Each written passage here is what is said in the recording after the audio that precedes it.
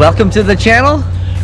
Living in Denver, Colorado. Today, hold on, I got this. Today, we're gonna go over some of the coolest neighborhoods in our opinion here in Denver, Colorado. The top 5. You're gonna want to stick around to the end. This is gonna be a neighborhood that I'm pretty sure you didn't even know of. It's a little pocket neighborhood you're gonna want to know about. You're gonna want to know. You're gonna want to know. You're gonna want to know.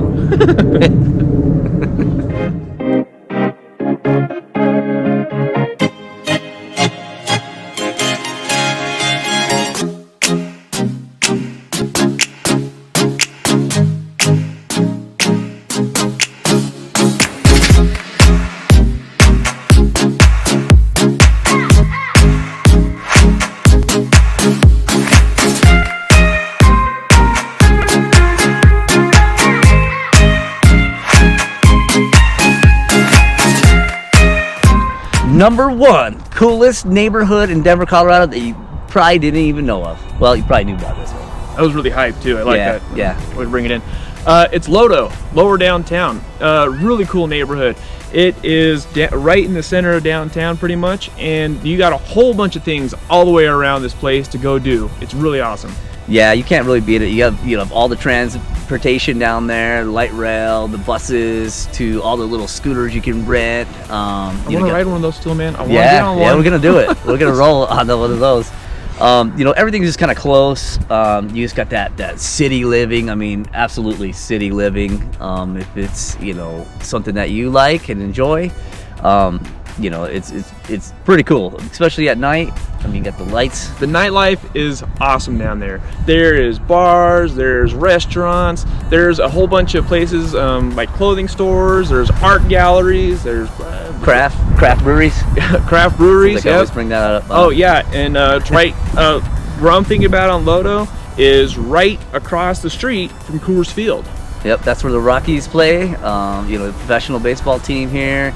You also got Pepsi Center very, very close to that probably proximity. about like 5 minutes. Yeah. Then Elitch is right next to that.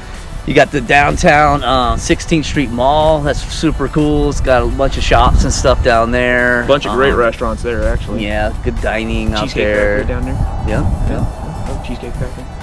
What does it cost to live out there, Josh? A lot.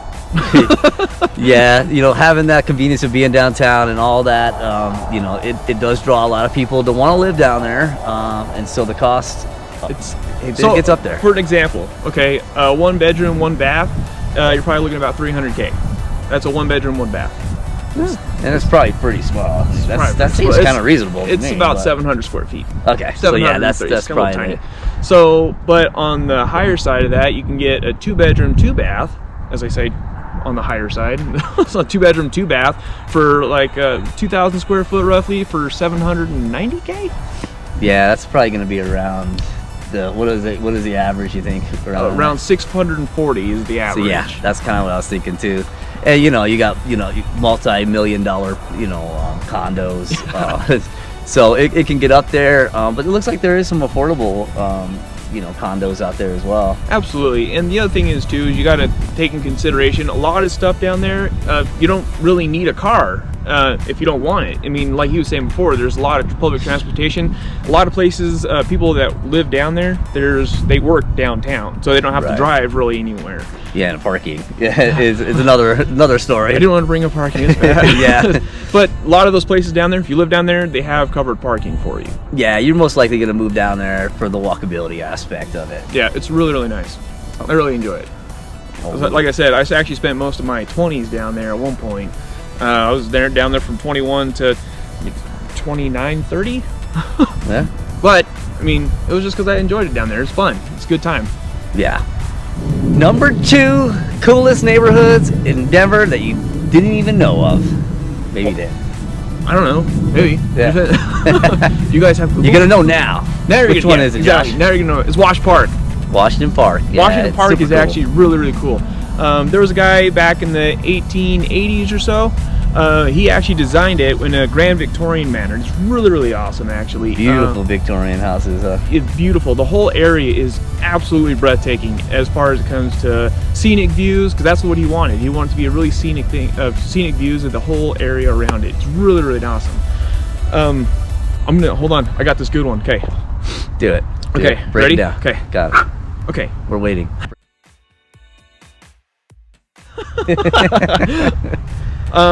There was actually a journalist called Eugene Fields. He actually lived off of Colfax.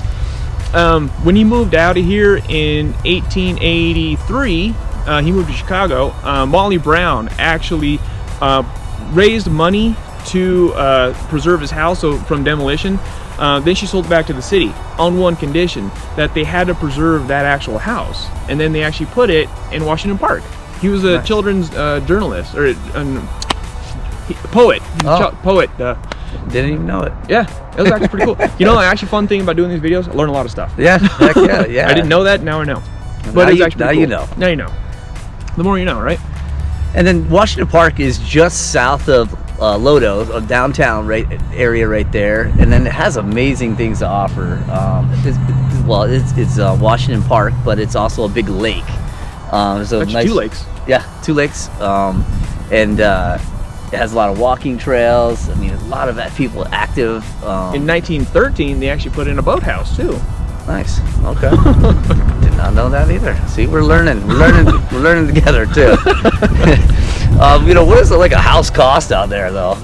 Because I know it's up there. It's very, very desirable neighborhood, and so with that comes a hefty price tag. So on the lower side, it's $800K. Yeah. I mean, that's on the lower side, and that probably needs some fixing up, and you know. Yeah. They are older Victorian homes. They're pretty awesome though. They're really awesome houses, and a lot of people that live around Washington Park are actually restoring them to making them a lot more expensive. Yeah, it's definitely gentrifying as well. You know, you have people that are, you know, renovating the historic aspect of it, but also you have newer, modern homes. So you have anything from the contemporary, super modern, to the you know, traditional Victorian style homes too. They're awesome too. So we got a wide range of different homes, but the price points are up there. Yeah, on the high side, they're looking about $2 million. Yeah, and then what had an average price about what, $940. Yep. So definitely, you know, a little bit costly, but is a very highly desirable neighborhood that's close to downtown and gives you a lot of extra amenities there with the lake and then the walking trails. They got lots of South High School's right next to it. Yep, you got great schools there. So yeah, actually it's a really nice neighborhood, and if you don't want to live there, that's fine, but you need to at least go there and check it out. Walk Absolutely. some of the trails, visit the lakes. It's awesome. It's a really cool place to go around. Yep. That's all I got. That's it. Number 3, coolest neighborhood in Denver. I like the way you hype it up, man. I know, I'm hyping awesome. it. Hyping it. Which one? What is it? City Park. City Park, guys. City Park. City Park. It is pretty cool. It is a cool park. Actually, City Park is actually pretty cool because it is the largest urban park here in Denver, and it covers about 320 acres. Located southeast Denver area. Yeah, actually, Mr. Reinhardt himself actually designed this one as well, weirdly enough. So he was actually a pretty busy guy in the 1880s. Yeah, so he designed the Washington Park one, and he's this just one. designing all kinds of parks. Yeah, he's a busy guy. And there's actually a big lake in the middle of this one as well, and it also has a boathouse too. Oh, see, you got another boathouse? But doing the boathouses, I'm man. not sure where they're gonna boat though. I don't know. I mean, it's not that big. I think it's for paddle boats. Yeah, right. Yeah, what does it offer? I mean, that thing's got all kinds of stuff. We got the zoo. Actually, yeah, so it has the zoo. It has the Museum of Nature and Science right next to it. It also has, actually, right around there, they actually do a bunch of marathons and stuff too, weirdly enough too. Actually, it's really cool. Yeah, they got marathons. They got all kinds of events in the field there. They got the planetarium there. You're close to shopping and schools and everything. It's my. really close to downtown Denver. Actually, you could stumble there. Yeah, it's, you know, so the proximity to Denver as well is still there, so that keeps it, you know, the desirability there. Average cost for a home out there was in about the. Sorry, the guy yelling behind me just threw me off. Sorry, the average home cost down there, you're probably looking in the 580,000 range. Yep. But they do get a little pricey down there as well. I did see one that was a high-rise apartment that was like 3,000 square feet for like 2.29 mil. Yeah, the desirability keeps coming and coming with all the events there, being close to all the events, and you know, the zoo to the museum. You should have seen the view on this place, though. You actually have a perfect view of downtown Denver. Oh, it was amazing, actually. I showed it to my wife. She goes, "When are we moving?" And I said, "We're not." Yeah, you're definitely gonna pay for that hefty price too for that view. I was like, "That view ain't that pretty." Yeah. Yep. That's Washington Park, guys. That's not City Park. That's City Park. All right, guys. Now number 4. We're going to talk about Central Park, also known or formerly known as Stapleton. Yeah, not the New York Central Park. Yeah. It used to be a airport. It was a Stapleton Airport back in 1995. They closed it down, and they had a big master plan to build a huge community. Actually, Central Park is the largest city within Denver, which is pretty cool. Yeah.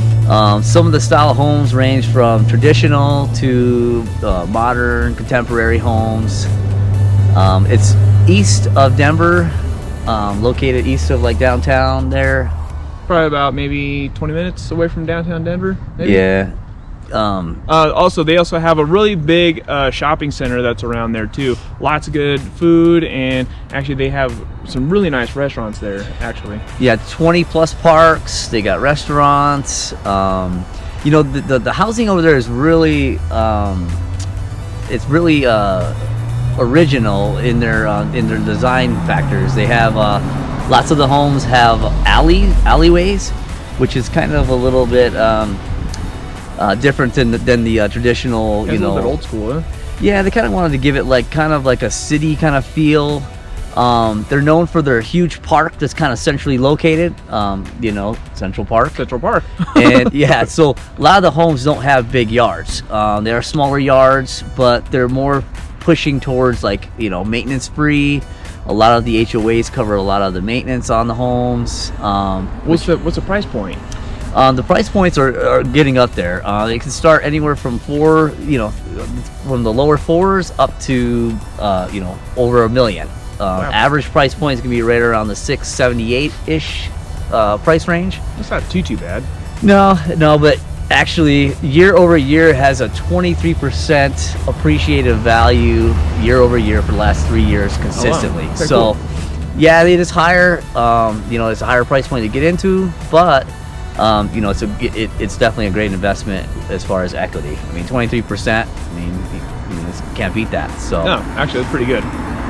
They do have a lot of events in the park. The park hosts a lot of events, movie in the park. They have lots of cool events. I actually want to do one of those movie in the park things. I think that's actually a really cool idea. Yeah. We're being real honest about it. I hear people doing that all the time. Yeah, it's cool. They got it's very, very family friendly. So it's kind of like you got these smaller yards, so where a lot of people enjoy the big common area, Central Park. So it's got a good community sense. Absolutely, yeah, definitely gives you that sense of like small town feel within the city, kind of its own like little subsidiary there. So no, I actually really like that idea. I actually like doing big block parties. I've done a couple of them back in the day, and they're actually really fun. I mean, you get to meet some of your neighbors, and when they need a tool, they come over your house, and hopefully they return it. Yeah, it's got a great community feel to that neighborhood. So if that's something that appeals to you, it does have a close proximity to like DIA, the airport too, because you're on the east side there. So I think that appeals to a lot of people that travel a lot. What highway is it next to? 270? Yeah, you got 270, 70's right there. Takes you straight out to the airport. Yeah. Actually, jump right off at 270 and then go right on to 70 up the airport. Yep. Probably maybe 20 minutes away from the airport at that point. Yeah. Yeah, it's not too bad. All right. All right, guys. This is the last one, the one you've been waiting for. Number 5. Ruby Hill, I think, is one of the most underrated secret neighborhoods that people don't really know about.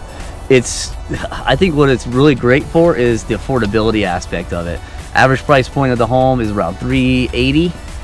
So you're getting a great value for what you get, and we're gonna go over some of the cool aspects of this neighborhood. Number one, it's one of the highest neighborhoods in Denver. So it's just over like a mile high. 5390. 5390. So that gives you the views. But with that big Ruby Hill, you get some cool stuff, man. Yeah, there's actually a mountain bike course that you have there. It's really awesome. There's actually a little amphitheater there. They have little concerts there. Actually, you know, a couple of years ago when I actually lived down in Denver, we used to go there and check out fireworks because you could see pretty much all over the whole city from right there. It was really, really cool. They actually have a snowboard little thing there too. The snowboard park. It's like a little cool little snowboard park. It's awesome. It's got rails, jumps. I don't know what any of that is. I don't snowboard. Yeah. So I mean, something that's right in town, right by your house, let's say, to where you can go ride, you know, hit some jumps and rails, sledding. So in the winter, it's big, and you can sled for days. it's a big hill, and just like Josh said about the mountain bike track, it's like 7.5 acres big. So in the summer, you got some activities there too. That wasn't there when I went to Ruby Hill. Okay? Yeah, that's actually fairly new. Yeah, they kind of added that maybe 7-8 years ago or so, and it's just been a huge hit, and so they just kept bringing it back every year end. No, but it's actually a really awesome little neighborhood. Definitely go check it out when you guys come into town. Yep. Or if you're already here and you don't know about it, which is totally possible. Yep. Yeah. I guess if you live down in Littleton or something like that, you don't come up to Denver much, you know about it. I guess the reason why I got the name Ruby Hill was there was a bunch of red stones that were laying around, and you know, and the miners had come up there, and come to find out it was just like a garnet. Yeah. but the name just kept, you know, so Ruby Hill. All right, guys, that was the 5 top coolest neighborhoods in Denver, Colorado. If you guys have any questions about any of the videos that we're doing, don't hesitate to like, comment, subscribe. We love answering all your questions. Also, me and Jason are both licensed real estate agents here in Colorado. Yeah, we love helping you guys move here, relocate. So, you know, any questions you have, you want any more additional information on any of these neighborhoods, any other additional neighborhoods, or hey, you want us to do a video on something that you want more information about, go ahead and comment below. Always make sure you subscribe. We're coming out with new videos every week, so you want to make sure you ring that bell so you don't miss any of the upcoming videos. Thanks, guys. Yep, thanks for watching.